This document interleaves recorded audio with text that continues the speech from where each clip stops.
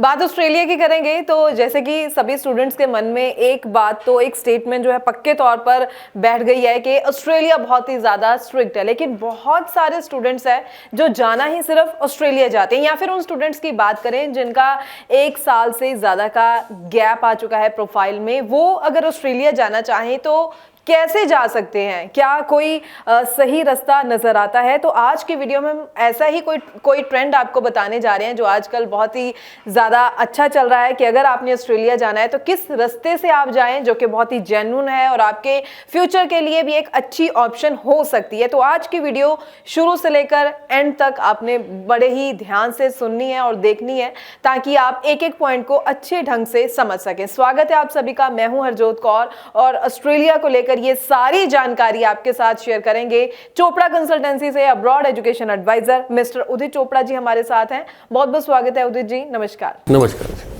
उदित जी, जरूर बताइए आज के ऑस्ट्रेलिया डायरेक्टली अप्लाई करना स्टूडेंट्स के लिए कहीं ना कहीं बहुत टफ जॉब हो गई है। बहुत ही सिलेक्टिव प्रोफाइल्स ही हैं जिन पर ऑस्ट्रेलिया डायरेक्टली वीजा दे रहा है। तो फिर कौन सा रास्ता सही रहने वाला है स्टूडेंट्स के लिए जो जाना चाहते हैं ऑस्ट्रेलिया, लेकिन कहीं ना कहीं प्रोफाइल इतनी स्ट्रांग नहीं बन पा रही कि डायरेक्टली ऑस्ट्रेलिया अप्लाई करके स्टडी वीजा हासिल किया जा सके? देखो मैम, अभी क्या हो रहा है कि हमेशा हम पॉजिटिव चीज़ों की बात करते हैं, कहीं फंड जेन्युइन हो या किसी के प्रोफाइल जेन्युइन हो, अच्छे बैंड हो, बट ऑब्वियसली ये सब चीज़ों का ना एक मिक्सचर होना एक कंसल्टेंट के लिए भी बड़ा मुश्किल है, एक बच्चे के लिए भी बड़ा मुश्किल है।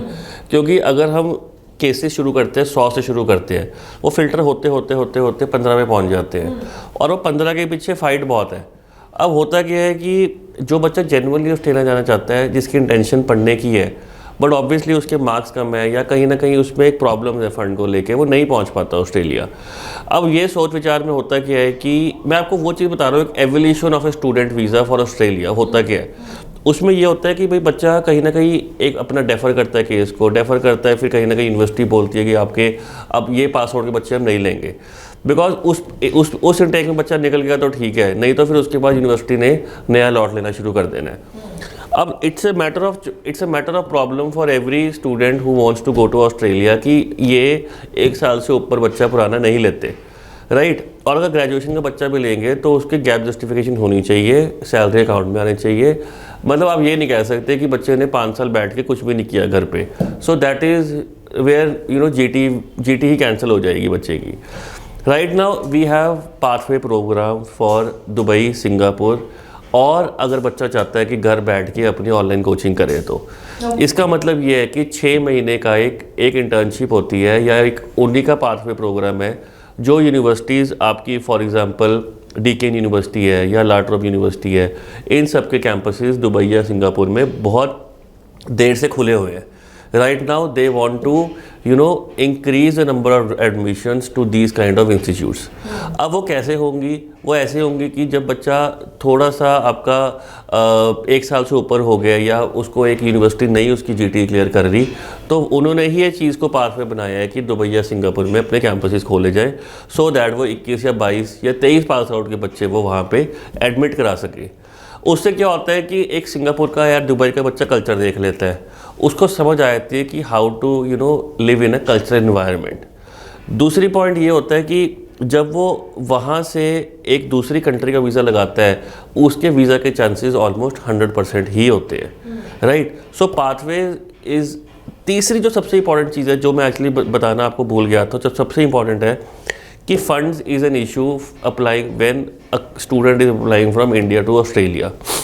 अब उसमें क्या होता है, अगर बच्चा कहे कि मेरे ये वाली जो कंट्रीज है सिंगापुर, दुबई, ये फ्रेश फंड्स को भी एक्सेप्ट करती है, अगर फंड्स हम रख दें और उसको 3-4 महीने उसको हम होल्ड करें और उसको नेक्स्ट इनटेक में हम उसको डेफर करवा लें ऑस्ट्रेलिया को, तो दुबई से लेके या सिंगापुर से लेके बच्चा अगर वहाँ जा रहा है ऑस्ट्रेलिया, तो उसके फंड्स ऑटोमेटिकली ही पुराने हो चुके हैं तब तक।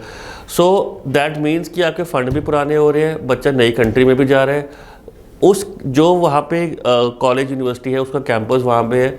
सो I think it is a very favourable mix कि बच्चा पाथवे को ऑप्ट करे, because right now as a consultant we only find out that this is a very beautiful way where a student can see 2 culture at the same time. वो अगर Singapore जाना चाहता है, Singapore का culture में भी adjust हो सकता है, अगर उसको वो कल्चर अच्छा लगता है तो इवेंचुअली वहाँ पे भी पढ़ाई कर सकता है। उसे डिग्री उसी यूनिवर्सिटी ऑस्ट्रेलियन यूनिवर्सिटी की मिलेगी। अगर वो चाहता है कि नहीं मैंने आगे मूव करना है ऑस्ट्रेलिया में, तो वो मूव भी कर सकता है। तो आप ये देखो कितनी अच्छी ऑप्शन है आपके लिए। Singapore being so advanced country, हो सकता है बच्चे को वहाँ पे इतनी अच्छी एजुकेशन मिल जाए कि बच्चा मूव करना चाहे ना, या फिर हो सकता है कि anywhere anything can be possible, because India से तो मैम उसके पास ऑप्शन ही एक है। But as of these countries जो इतना डेवलप कर रही है, इतना इंफ्रास्ट्रक्चर डेवलप हो रहा है इन कंट्रीज़ में, आई स्टिल फील दैट बच्चे को पाथवे प्रोग्राम लेने चाहिए, so that he become a better person and then he involves education in himself and eventually वो अपनी कंट्री ऑस्ट्रेलिया में फाइनली जा सके, because this is the only right medium right now to go to Australia. बिल्कुल, तो मैं यहाँ पर ज़रूर आपसे पूछना चाहूँगी कि जैसे हम पाथवे प्रोग्राम की बात करें, सिंगापुर जाए स्टूडेंट या फिर दुबई में जो है पाथवे प्रोग्राम में जाए, तो कितने टाइम बाद जो है फिर वो अगर मूव करना चाहते हैं ऑस्ट्रेलिया तो अपनी स्टडीज़ या मूव हो सकते हैं ऑस्ट्रेलिया? मैम मिनिमम 6 मंथ्स का इनका एक टैपिंग टाइम होता है, where 6 months either they can study in Dubai or either they can study in Singapore or either they can study at home also। अपने घर से भी पढ़ सकते हैं ये, एजुकेशन का कोई प्रॉब्लम नहीं है। बिकॉज होता क्या है कि दुबई सिंगापुर के वीज़ाज इजीली ग्रांट हो जाते हैं, तो यूनिवर्सिटीज़ ने वहाँ पे कैंपसेस खोल दिए हैं, बट मिनिमम आपको 6 मंथ एजुकेशन करनी पड़ती है उस कंट्री में। So I send some students, you know, पिछले साल सबको 2-3 बच्चे को भेजा, उसके बाद इस साल काफ़ी बच्चों को भेजा। तो I feel that you know ये वाला जो एक कंसेप्ट चलेगा ना, ये कंसेप्ट काफ़ी ज़्यादा बढ़ चढ़ के चलेगा आने वाले टाइम में, because Australia as of now will start reducing the number of students from India. So pathway programmes is a next way out where student can actually you know study in that particular country and then move to Australia eventually. बिल्कुल बिल्कुल, तो ज़रूर students जो है इस सारी जानकारी का फ़ायदा उठाएं। जिनको लग रहा था कि प्रोफाइल या फंड्स को लेकर उनकी प्रोफाइल थोड़ी सी वीक लग रही है, तो ये ज़रूर पाथवे प्रोग्राम का फ़ायदा ले सकते हैं। सिंगापुर, दुबई या फिर आप अपने घर से ही ये पाथवे प्रोग्राम शुरू कर सकते हैं और 6 महीने बाद आप अपना प्रोसेस आगे करते हुए मूव कर सकते हैं ऑस्ट्रेलिया में। आपकी प्रोफाइल के अकॉर्डिंगली कौन सी ऑप्शन सही रहेगी, इसके लिए आप ज़रूर चोपड़ा कंसल्टेंसी से कंसल्ट कर सकते हैं। ये जो नंबर डिस्प्ले है इस पर भी कॉल कर सकते हैं या फिर इनके ऑफिस विजिट कीजिए अपने डॉक्यूमेंट्स के साथ, ताकि अच्छी तरह से असेसमेंट के बाद आपको सही रास्ता गाइड किया जा सके। बहुत बहुत थैंक्स उदित जी, ये सारी जानकारी जो आज आपने खास तौर पर ऑस्ट्रेलिया पाथवे प्रोग्राम को लेकर स्टूडेंट्स को गाइड किया है। ये जानकारी स्टूडेंट्स के लिए काफ़ी फ़ायदे वाली रह सकती है अगर स्टूडेंट्स अच्छी तरह से गौर करें, पेरेंट्स भी ज़रूर समझें इन बातों को और आगे इसी ढंग से आप अच्छे रास्ते चुनते हुए जो है प्रोसेस कर सकते हैं। आगे भी हम इसी तरह से सभी स्टूडेंट्स के लिए और इन्फॉर्मेटिव वीडियोस लेकर आते रहेंगे। फिलहाल के लिए हमें दीजिए इजाज़त। Thank you so much. नमस्कार।